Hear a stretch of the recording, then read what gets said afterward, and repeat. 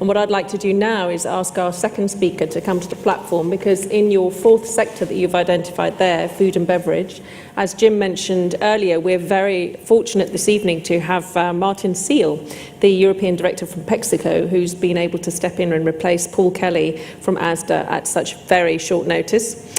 I gather, Martyn, that you're historically an ice hockey player, so I'm hoping for some Wayne Gretzky quotes later on to inspire us. But meanwhile, if you would like to talk to us about the degree to which in PepsiCo water is becoming a more strategic rather than a tactical issue, please. I think it's a strategic issue now. If you look at PepsiCo, food and beverage manufacturer, making things like snacks, beverages, juices, inherently 6 out of the top 10 raw materials that PepsiCo purchases each year derive directly from agriculture. So things like oranges, things like potatoes. So if we aren't really thinking about water availability and water scarcity within those supply chains, then clearly we won't have a successful business over the longer term. So particularly from that agricultural sense, it's at the very heart of what PepsiCo does. It has to be a strategic issue for PepsiCo. And we heard earlier from Stockholm and also from Pete in ways in which water is different from carbon and some of the other sustainability issues which we've discussed here at the crowd in previous meetings. Can you tell us a bit more about that, please? Yeah, I think Peter mentioned that it's very much a local issue, that water availability, say in the water-stressed area of Spain, is very different to that in, say, where I live in Leicester, where there's quite a lot of availability of water. So it's actually understanding the local nature of that issue. It's been able to do that risk assessment almost of the both from an operations point of view and a total supply chain to say what is the risk to the business over the longer term. I think we've been quite fortunate that our CEO was born in India. She knows firsthand about the issues around water availability because of her heritage. And I think it's driving our business to really look a little bit more longer term and try and incorporate this from a risk perspective, to try and really build this into the risk, the corporate risk process that we have for the business. I think that's what I'm particularly seeing over the last 2 or 3 years.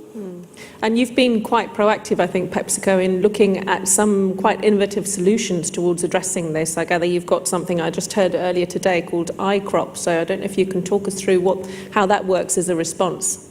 Yeah, and it's not new either. So it sounds new, but I think we've looked at agriculture. I think we did some work and said the big area we could make a difference is in agriculture.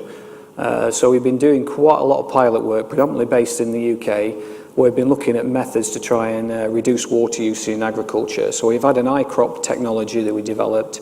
It's a straightforward linkage. There's some moisture probes that go in the soil, allow the grower, the farmer, to understand how much moisture is in the soil, and then from that they can decide when to irrigate. So they link that to weather information, and it tells the grower when to irrigate.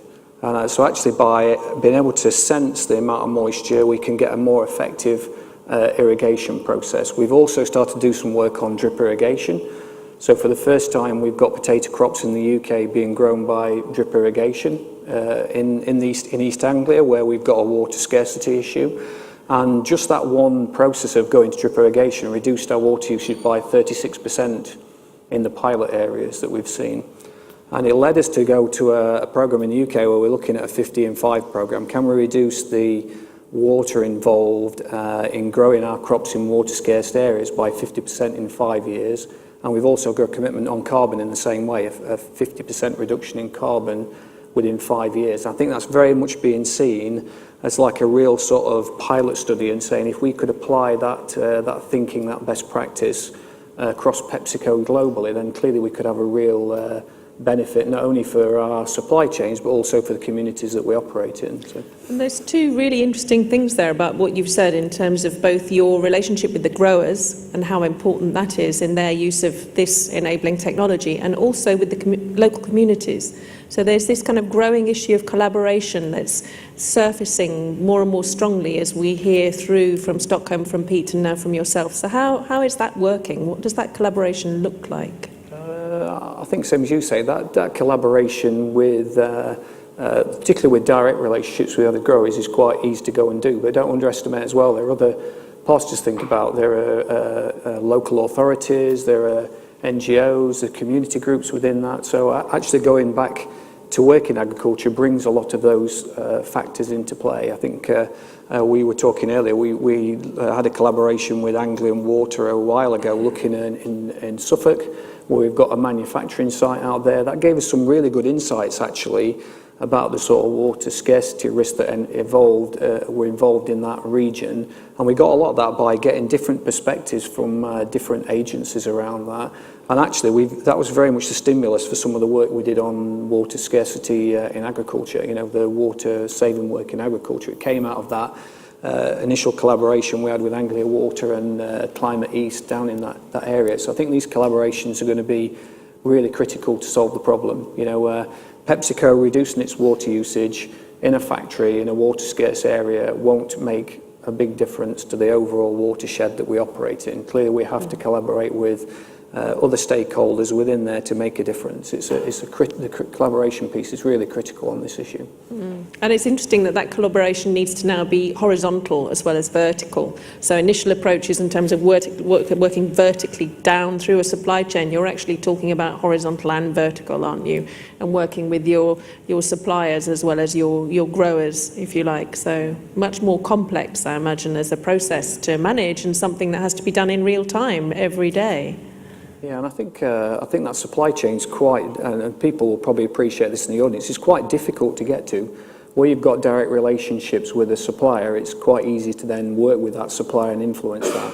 Where you're buying a commodity on the open market, where you know you're not really sure where that's going to be sourced, and from a season point of view where it's going to be sourced from, becomes a lot more difficult, because it's a lot more difficult to track that supply chain all the way back. You could be working through a series of different agents involved in that supply chain. So it becomes quite difficult, I think, for us to track that through. But that's clearly the biggest challenge I think we've got going forward. How can we really fully understand all the supply chain and fully understand all the risk elements associated with water within that?